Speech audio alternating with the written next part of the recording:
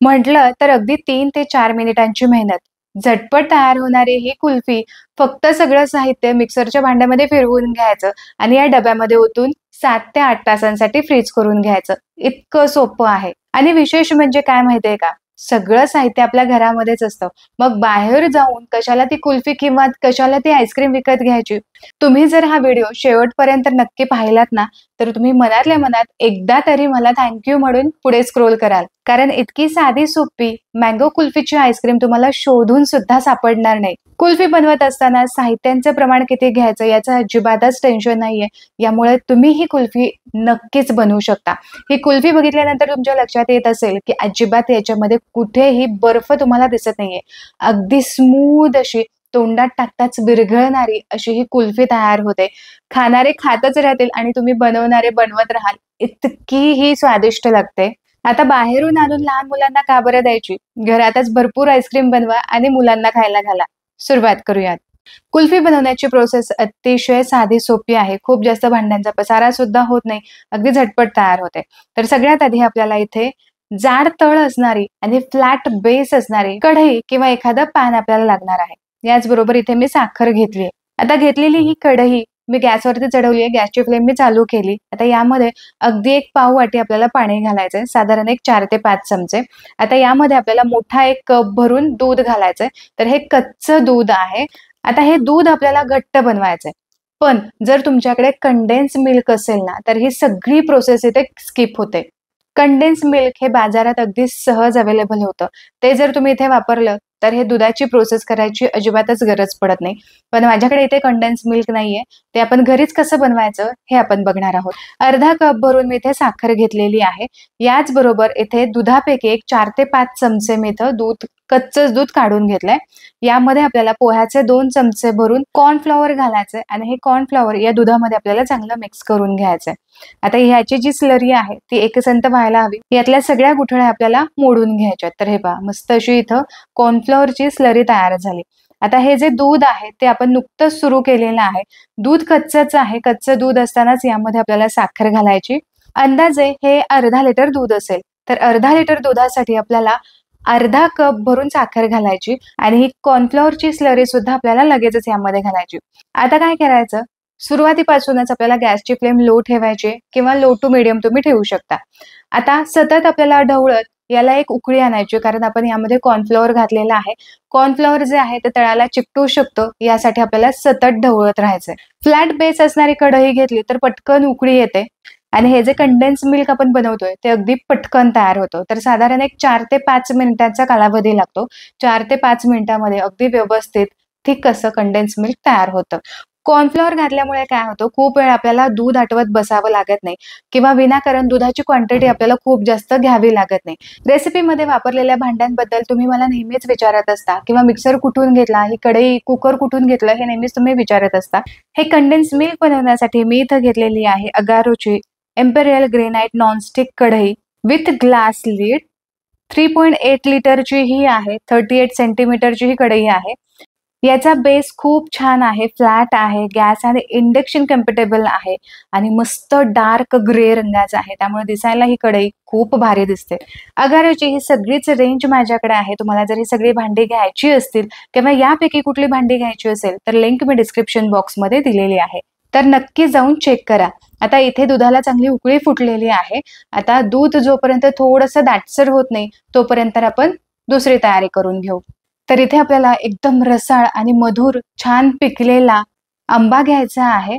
आता हा जो आंबा आहे याच्यावरची संपूर्ण जी साल आहे ती आपल्याला काढून घ्यायची किंवा तुम्ही आंब्याचा जो रस आहे तो हातानेच पिळून घेऊ शकता. आंब्यावरची साल काढून झाली की यावरचा जो गर आहे तो सुद्धा आपल्याला चाकूनेच काढून घ्यायचा आहे. तर हे बघा इथे आंब्याचा संपूर्ण गर मी काढून घेतलेला आहे. तर कुठल्याही प्रकारचा तुम्ही इथे आंबा घेऊ शकता. छान असा पिकलेला असावा. आता हे पहा इथे दूध जे आहे ते बऱ्यापैकी आटलेलं आहे आणि भरपूर दाटसर दिसतंय. तर साधारण हे दूध आटवण्यासाठी मला एक 5-6 मिनिट लागले. तर इथे कंडेन्स मिल्क तयार झाला आहे की नाही हे चेक करून घेऊ. तर थोडंसं असं प्लेटवरती घालून पाहायचंय. खूप जास्त हे पसरायला नको किंवा ओघळ याचं यायला नको. तर इथे तुम्ही बघू शकता कंडेन्स मिल्क परफेक्ट असं थिक तयार झालंय. खूप ओघळत नाहीये. याचाच अर्थ कंडेन्स मिल्क परफेक्ट जमून आलंय. आता हे खूप गरम आहे. आपण थंड होण्याची वाट पाहूयात. तर हे बघा, इथे कंडेन्स मिल्क मस्त थंड झालेलं आहे आणि जसं आपल्या बाजारामध्ये कंडेन्स मिल्क मिळतं ना, अगदी त्याच थिकनेसचं हे आहे. तर एवढी सगळी तुम्हाला मेहनत नसेल घ्यायची, तर तुम्ही हे कंडेन्स मिल्क बाजारातून विकत आणू शकता. इथे मी घेतलेला आहे मिक्सरचा जार. यामध्ये आपण मँगोचा पल्प घालूयात आणि हा पल्प थोडासा आपण बारीक करून घेऊ. तर हे बघा, अजिबात यामध्ये चंक्स राहिलेले नाहीत. व्यवस्थित असा मँगो बारीक झालेला आहे. आता तयार करून घेतलेलं हे दाटसर असं कंडेन्स मिल्क आपण यामध्ये घालूयात. तर एक लक्षात घ्या, की हे जे कंडेन्स मिल्क आपण यामध्ये घालतोय ते संपूर्णपणे आपल्याला थंडच हवंय. आईस्क्रीम किंवा कुल्फी यामध्ये फॅट कंटेंट असायला हवं, पण आतापर्यंत आपण कुठलंच फॅट कंटेंट यामध्ये घातलेलं नाही. तर यासाठीच आपण 2 ते 3 चमचे जी दुधावरची साय आहे ती घालणार आहोत.